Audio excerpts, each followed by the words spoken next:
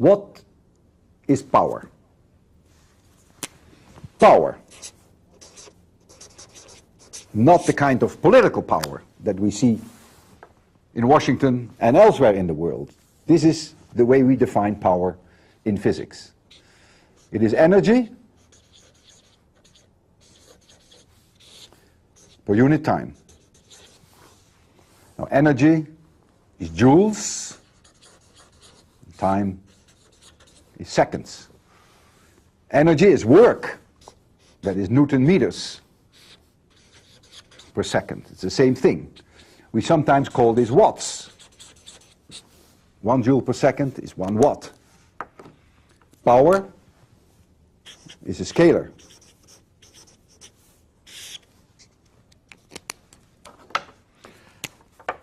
Suppose I move an object of mass m from A to B, gravitational field, gravity is in this direction.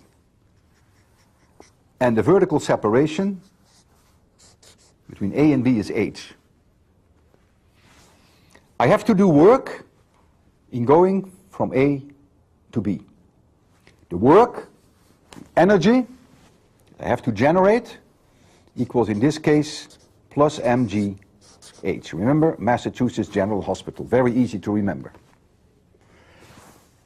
If it takes me t seconds to go from A to B, then the average power that I have generated, that I have produced by Walter Lewin in going from A to B equals mgh divided by t.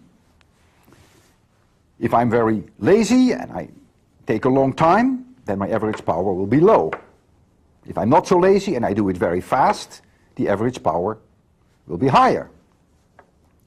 Notice that average power can be negative. If I go from B to A, then the work that I would be doing would be negative.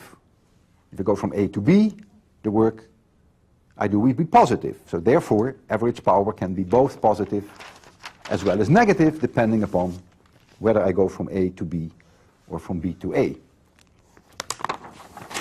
Let's take a mountain climber. Take a specific example.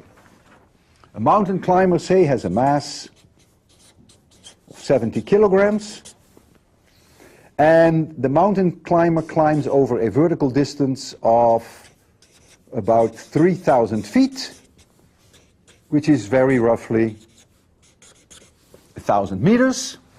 So the work done by the mountain climber, and if I ignore work due to friction with the shoes, just the vertical distance that he is going, if I take only that into account, which is probably the major portion of the work he has to do, it's mgh. So that would be 70 times 1,000 times g. I'll take 10 for g. So that's about 7 times 10 to the 5 joules. If it takes that person 1 hour, then the average power would be 7 times 10 to the 5th divided by 3,600 seconds. So it is about 195 watts. If you round it off, about 200 watts. If that person takes 5 hours to make the same trip, then the average power will be 5 times lower, so will be about 40 joules per second, so that's about 40 watts. So you see, it depends strongly on how long the trip takes. An engine, a car, plane, or an elevator motor does work. The average power is the work that the engine does from the car or the plane or elevator motor, and if it takes t seconds to go from one place to another, then the average power is given by the work done divided by the time t.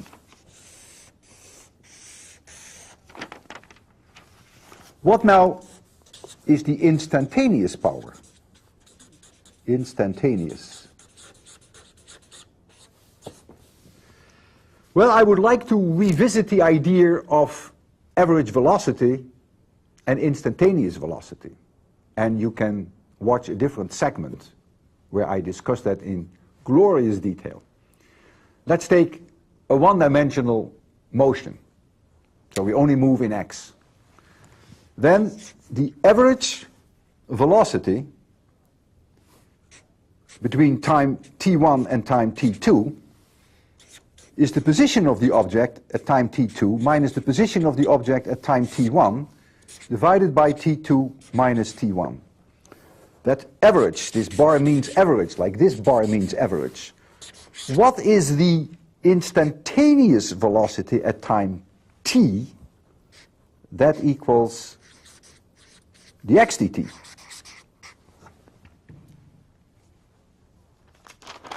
In a very similar way, can we now go to instantaneous power? Instantaneous power at a particular moment in time is dw dt. This is a little bit amount of work done in a very small amount of time, and in the limiting case for dt going to 0. So this equals the force at that moment in time, dot product dx, it's also a vector, dt, there's your dt. F dx is dw. We have to dt here. And so this becomes the force at that moment in time, dot product with the velocity at that moment in time. The x dt is the velocity. And so you see that force is newtons, velocity is meters per second, so you get your joules per second, and you get your watts. It's a scalar. So the instantaneous power is the dot product between the force at that moment in time, dot product with the velocity at that moment in time. Can the instantaneous power be negative? Of course, it can be negative, it can be positive, it can be 0. Power is a dot product between force and velocity. So all what matters is what is the angle between the two vectors. Suppose the velocity is in this direction and the force is in this direction. This angle is larger than 90 degrees. So the instantaneous power is negative. If you allow this force to act onto this object for some time, it's doing negative work. If the velocity is in this direction and the force is in this direction, well, then the power is positive. And if the velocity is in this direction, but the force is exactly at 90-degree angles, then the instantaneous power equals 0. If you allow this force to act onto this object, as long as the force is perpendicular to v, no work is done by this force. So let's take a satellite in near-Earth orbit. It has a speed of 8 kilometers per second. So here is the satellite, and the satellite, say, is moving in this direction, velocity v, and that is 8 kilometers per second. 8 times 10 to the 3 meters per second. The satellite has a thruster here, a thruster here, a thruster here, and a thruster here. And at this moment in time, we fire this thruster. So, hot gas is coming out here with high speed, and that will provide a force in this direction. And let the magnitude of that force on the satellite, the magnitude be 1000 Newton. The instantaneous power is now the dot product between these two, but since they are in the same direction, the cosine of the angle is 1. So we get 8,000 times 1,000 is 8 times 10 to the 6 joules per second. This force will immediately increase the speed, which is the magnitude of this velocity, in this direction. Positive power. By the way, if the satellite were further away from the Earth and its speed were only 1,000 meters per second, then the power would only be 1 million joules per second. So power depends both on force and it depends on velocity. It's obvious because if its speed were 8 times lower, then the work done by this force in the same amount of time would be 8 times less, because the satellite moves over a distance which is 8 times less. So that's rather natural. Let's go back to our satellite, 8 kilometers per second. But now it's not firing this thruster, but let's suppose it is firing now this thruster. So now I'll make a new drawing, otherwise we get too confused. So it is going in this direction, 8 kilometers per second, and now this rocket fires, and now the force is in this direction.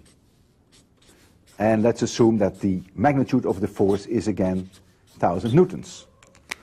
What is now the instantaneous power? The instantaneous power is now 0. The force is perpendicular to the direction of the velocity. There is no instantaneous increase in the magnitude of this velocity. As long as this force stays perpendicular to this direction of the vector v, the magnitude of this vector v will not change. The direction of v may change, but the magnitude will not change as long as this is perpendicular to this. Now, we take a situation, you guessed it, here is this satellite, and it's going in this direction, again 8 kilometers per second, but now I fire this rocket. Remember, we had 4 rockets. Gas comes out, hot gas is spewed out, and so now we have a force in this direction. So the dot product now gives me a -1. The cosine of the angle between them is -1. And so now the instantaneous power is negative. And the magnitude of the velocity, which we call the speed, will decrease as a result of this force. Now the mean power over the entire excursion. First we were firing rocket number 1, which increased the speed. Then we were firing the rocket so that the force was perpendicular to the velocity vector. And then we were firing a rocket so that the force was in opposite direction as the velocity vector. I call that altogether one excursion. I could arrange things in such a way that the average power during this excursion is 0, because we have one portion where we have positive power, we have 0 power, and we have negative power. So, even though the instantaneous power was only 0 for one brief burn, the special burn, when the two were 90 degrees with respect to each other, in all other cases, the instantaneous power was not 0, but yet the average power can be 0. So never confuse average power with instantaneous power, just as you should never confuse average velocity with instantaneous velocity.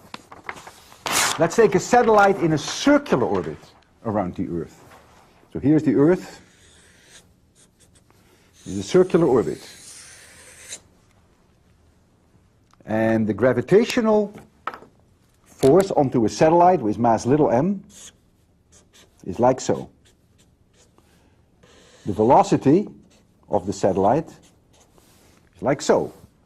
The velocity changes all the time. The direction changes. The magnitude does not change. The magnitude of a velocity vector, we call that the speed. The speed itself is a scalar. So the speed never changes, but the direction of the velocity changes. So the velocity vector does change. What happens with F? This is the gravitational force, dot V. Well, that is always zero, because no matter where you are in a circular orbit, this is always at angles 90 degrees. The angle here is 90 degrees. So the instantaneous power is always zero. Therefore, this force will never change the magnitude of this velocity vector. It will therefore never change the speed. This force is doing no work on this satellite. During this entire circular orbit, this force is never doing any work on the satellite. That's why the speed of the satellite does not change. However, the direction of the velocity does change under influence of that force. Give this some thought. None of these concepts are easy.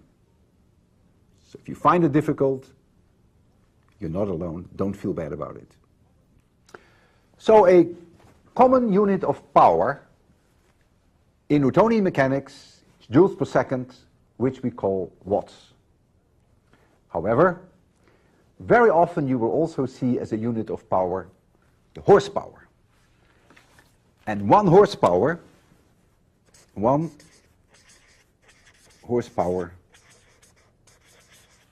is approximately 746 watts, joules per second.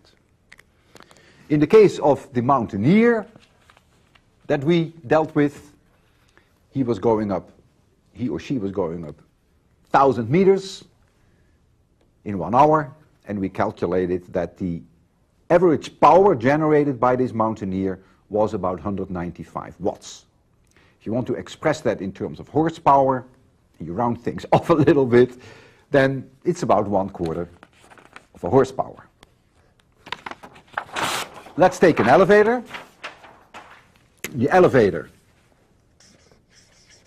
itself has a mass of 200 kilograms. It carries 4 people. Let's assume this is the mass of the elevator, that the mass of the people, the 4 people together, 250, 300 kilograms. Let's just round it off nicely, 300 kilograms. It goes up 4 floors, starts here and stops here, and these are 4 floors, vertical distance. And let's say that 4 floors is roughly 10 meters, about 2.5 meters per floor. That's not unreasonable. So what is the work done by the motor of the elevator? Well, that is the mass, so that is 500, times g, that is the gravitational acceleration, times the distance. Remember, m, g, h. So that is 5 times 10 to the 4 joules. It does this in 10 seconds. So the average power is then 50,000 divided by 10. It is the work done divided by the time that it takes. So that is 5,000 joules per second, 5,000 watts. And if you express that in terms of horsepower, it would be about 6.7 horsepower. Not an unreasonable number for an elevator. It is kind of interesting to compare power of the various appliances and the various objects that are so common in our lives. Electric toothbrush, if you're so lucky to have one, it's only a few watts, I would think. Electric toothbrush. Few watts. A light bulb. They come, of course, in a large variety, but a 100-watt light bulb is quite common. Sure, you have those in your dormitory. What is interesting, that the body heat of a person is also about 100 watts. It comes out mostly in the form of infrared radiation, not visible light. When you turn off the light, when it's dark, you can't see someone. If you had infrared detectors, you could see someone because you are radiating infrared radiation. And you're doing that roughly at a rate of 100 joules per second. Compare the body heat of 100 watts with that of electric blankets. You can compare that for efficiency. Well, a warm body is as good as 2 electric blankets. So think about it before you buy electric blankets. A car. Oh, let's put the body heat down. Body heat. Also, roughly 100 watts. Equivalent to 2 electric blankets. A car. Well, it's a large variety, of course. Typical number, 200,000 watts, which is about 270 horsepower. In fact, I've never heard the power of a car being expressed in terms, all these values, of course, are average powers. I've never heard a car power being expressed in terms of watts. You would always do it in terms of horsepowers. I think cars come in the range from 150 to 300, maybe 400 horsepower, and maybe more. A Boeing 747 is about 200 million watts. So that would be about 270,000 horsepower. If you take the average consumption in the United States, all people together, cars, electricity, anything you can think of. So it's the average consumption that we have. How many joules per second that we consume in the United States? It is all energy. All energy. In the US, on average, is about 2 times 10 to the 12 watts. The sun. The sun's power is about 4 times 10 to the 26 watts. That is how many joules per second the sun produces. And if you know the distance from the sun to the earth, you can calculate how much of that power arrives at the earth, at every square meter at the earth, outside the earth atmosphere. And that number comes out to be approximately 1 kilowatts. And that's an important number, 1 kilowatt per square meter, very roughly, rounded off. It's important because if you ever want to harvest solar energy, that is the very maximum you can ever do. All right, so much for power and average power.